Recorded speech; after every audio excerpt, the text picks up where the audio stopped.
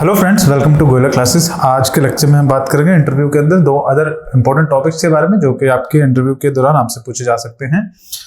जो पहला टॉपिक है वो है आपका आज की ही ये न्यूज़ है, आप देख सकते हैं।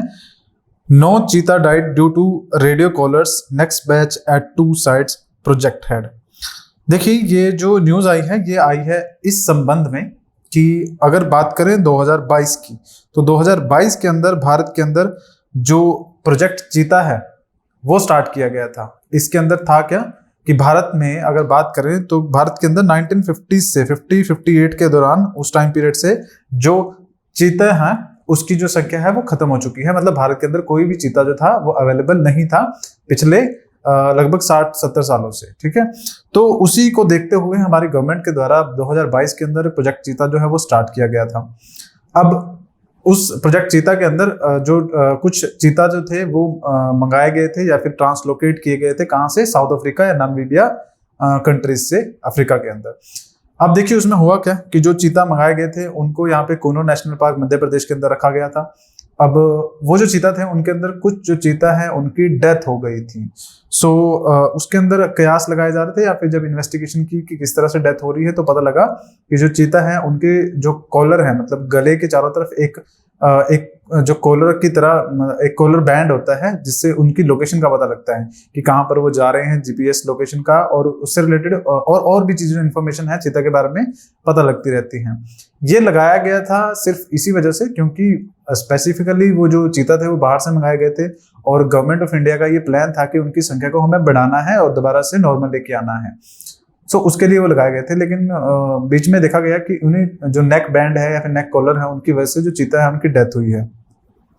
खैर, हमारे लिए ये इंपॉर्टेंट नहीं है कि क्या हुआ क्या नहीं हुआ। प्रोजेक्ट चीता की इन्फॉर्मेशन वैसे मैंने आपको दे दी है थोड़ी बहुत, लेकिन हमारे लिए इंपॉर्टेंट चीज क्या है कि ये जो चीता है ये आपकी IUCN की जो लिस्ट है, international union for the conservation of the nature, उनकी लिस्ट में जो चीता है वो क्रिटिकली एंडेंजर्ड लिस्ट के अंदर, रेड लिस्ट में आता है, क्रिटिकली एंडेंजर्ड में।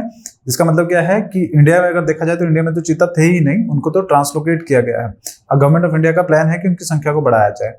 खैर, हमारा जो मुद्दा बनता है वो ये बनता है कि जो ये स्पीसीज ना सिर्फ चीता की हम बात करें एनिमल्स की, बल्कि बर्ड्स हो गया और नेचुरल वेजिटेशन जो पेड़ पौधे हैं उनकी अगर बात करें तो इनके ऊपर इफेक्ट पड़ रहा है। ये आपकी जो है धीरे धीरे करके खत्म हो रही है। IUCN की अगर हम बात करें, इंटरनेशनल यूनियन है for the conservation of the nature, तो इसका काम ही यही है कि जितने भी पूरे वर्ल्ड में कोई भी एनिमल्स है, बर्ड्स है, पेड़ पौधे हैं, उनकी कंजर्वेशन की ये लिस्ट जो है एक इशू करते हैं जिसके अंदर आपकी रेड लिस्ट है, येलो लिस्ट है।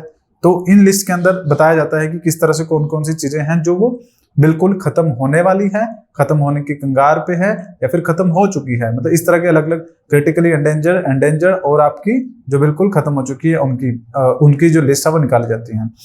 हमारा मुद्दा ये है, जो हमारे इंटरव्यू के हिसाब से जो इंपॉर्टेंट टॉपिक बनता है वो ये कि क्या सजेस्ट करेंगे आप, कौन कौन से मेजर्स होंगे जो कि हमारे इंडिया के अंदर जो भी नेचर को लेकर जितने भी डिग्रेडेशन हो रही है, जो नेचर खराब होती जा रही है, खत्म होती जा रही है, चाहे वो पेड़ पौधों की बात करें चाहे एनिमल्स की बात करें, तो किस तरह से क्या प्लान होगा और कौन कौन सी चीजें हैं जो हम खुद इंप्लीमेंट कर सकते हैं एज ए सिंगल इंडिविजुअल और एज अ गवर्नमेंट को क्या प्लान जो होगा या फिर किस तरह की पॉलिसीज वो आप सजेस्ट करेंगे या फिर क्या क्या चीजें जो है वो की जा सकती हैं नेचर को कंजर्व करने के लिए। तो ये हमारा पहला टॉपिक बनता है। सेकंड अगर मैं बात करूं तो ये आज की ही न्यूज है जिसमें बात करें तो अमित शाह जी हमारे गृह मंत्री हैं, उनकी स्टेटमेंट थी Hindi unites the country diverse language. ये इनकी स्टेटमेंट आई थी और ये क्यों आई थी? क्योंकि 14 सितंबर को एज ए हिंदी डे जो है वो मनाया जाता है और 14 सितंबर मतलब कल का ही दिन।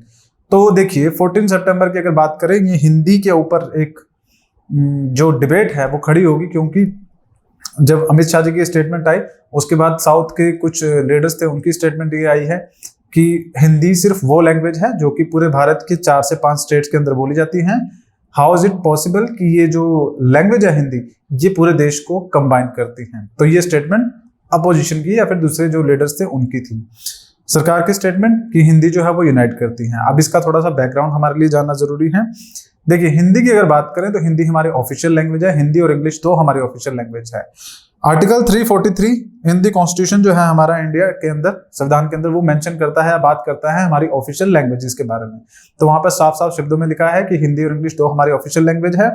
इंग्लिश की अगर बात करें तो इंग्लिश स्टार्टिंग में जब हमारा कॉन्स्टिट्यूशन इंप्लीमेंट किया गया था 1950 के टाइम पर, उस टाइम पर ये 15 साल के लिए एक्सटेंड की गई थी, क्योंकि कॉन्स्टिट्यूंट असेंबली के अंदर डिबेट थी कि हिंदी को as a official language use किया जाए और कुछ लोगों का मानना था इंग्लिश को यूज किया जाए। दोनों तरह के ओपिनियन जो थे मिले थे, तो ये बीच का एक रास्ता निकाला गया कि हिंदी और इंग्लिश तो ऑफिशियल लैंग्वेज होगी। इंग्लिश को 15 साल के लिए स्टार्टिंग में जो है वो एक्सटेंड किया गया, आफ्टर 15 ईयर्स उसको खत्म कर दिया जाएगा एज अ ऑफिशियल लैंग्वेज, ऐसा डिसाइड किया गया था। बट जब 15 साल आपके खत्म होने को आते हैं तो उसके बाद जो साउथ के, मेनली तमिलनाडु के जो क्षेत्र है, वहां के जो लीडर्स थे उनका कहना यह था, बिकॉज जो साउथ इंडियन है वो हिंदी इतने ढंग से नहीं बोल पाते हैं या समझ पाते हैं, दैट्स वाई उनको ये समस्या थी या फिर ये उनका कंसर्न था कि सरकार के द्वारा जबरदस्ती जो लैंग्वेज है हमारे ऊपर हिंदी ना थोपी जाए। और वैसे भी अगर आप एक चीज पे ध्यान दें तो आप नोटिस करेंगे कि भारत के अंदर जो राजनीति रही है सेंट्रल गवर्नमेंट की, केंद्रीय जो राजनीति रही है, उसके अंदर अगर आप देखेंगे तो मैक्सिमम जो लीडर्स रहे हैं, ऐसा नहीं है कि साउथ इंडिया से नहीं है, बट मैक्सिमम जो मेजोरिटी ऑफ द लीडर्स रहे हैं वो आपके नॉर्थ इंडियन स्टेट से ही है, नॉर्थ इंडिया या फिर सेंट्रल इंडिया से ही नजर आते हैं, साउथ से कम है, और जो आपका ईस्ट है वहां से उससे भी कम है।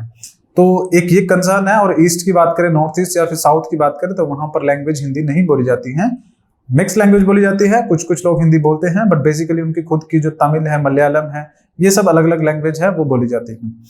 खैर, हमारा जो मुद्दा है वो ये है कि हिंदी अगर ऑफिशियल लैंग्वेज तो हमारी है ही है, लोगों की डिमांड है, कुछ पॉलिटिशियन की डिमांड है कि उसने नेशनल लैंग्वेज बना दिया जाना चाहिए। तो हमारे पास मुद्दा ये बनता है, जो अमित शाह जी की स्टेटमेंट है, कि क्या हिंदी जो है हमारे देश के अंदर सच में जो एक यूनिटी का काम करती है, क्योंकि डाइवर्सिटी आप जानते होंगे हमारे देश के अंदर बहुत तरह की डाइवर्सिटी है, एथनिसिटी के बेस पे, लैंग्वेज के बेस पे, कलर के बेस पे, रिलीजन के बेस पे, हर तरह से डाइवर्स ही है हमारा देश। लेकिन कुछ कुछ चीजें ऐसी हैं जो हमारे देश को यूनाइट करती हैं, और उसमें से एक हिंदी है, जैसा कि हमारे देश के गृह मंत्री जी का मानना है, और भी बहुत सारे लीडर्स का कहना यही है कि हिंदी हमारी एक ऐसी लैंग्वेज है जो यूनाइट करती है। तो आपका इस चीज के ऊपर क्या विचार है, और किस तरह से हिंदी जो है वो यूनिटी का काम करती है, या फिर क्या जो हिंदी है उसको as a national language declare कर देना चाहिए, या फिर उसे एज नेशनल लैंग्वेज जो है वो बना देनी चाहिए?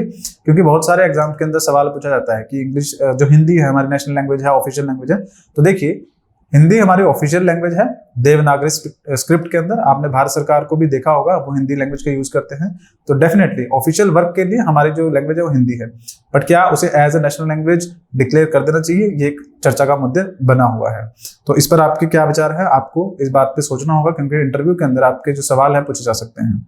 आगे अगर बात करें तो गोयला क्लासेस की तरफ से 499 का एक कोर्स लॉन्च किया गया है, जो आपके इंटरव्यू की प्रिपरेशन करवाएगा। जैसा कि मैं आपको हर लेक्चर के अंदर बताता हूं कि ये इंटरव्यू सिर्फ आपकी जनरल नॉलेज या फिर जो करंट के टॉपिक्स हैं उनके ऊपर बेस्ड नहीं है, ये आपकी पर्सनैलिटी डेवलपमेंट के ऊपर भी काम करेगा, स्पीकिंग स्किल्स के ऊपर भी काम करेगा, और मॉक इंटरव्यू जो होंगे वो भी आपको प्रोवाइड किए जाएंगे। तो आई थिंक ये 499 जो है बहुत रिजनेबल कॉस्ट है, इसके अंदर आपको कंप्लीट इंटरव्यू की प्रिपरेशन करवाई जाएगी। तो अगर आप इसको ज्वाइन करना चाहते हैं तो नीचे डिस्क्रिप्शन में हमारा टेलीग्राम चैनल का लिंक होगा, वहां ज्वाइन कर सकते हैं, या फिर हमारी ऐप और हमारा जो वेबसाइट है गोयला क्लासेस के नाम से, आप वहां पर भी जा सकते हैं, वहां पर भी यह कोर्स आप एक्सेस कर सकते हैं।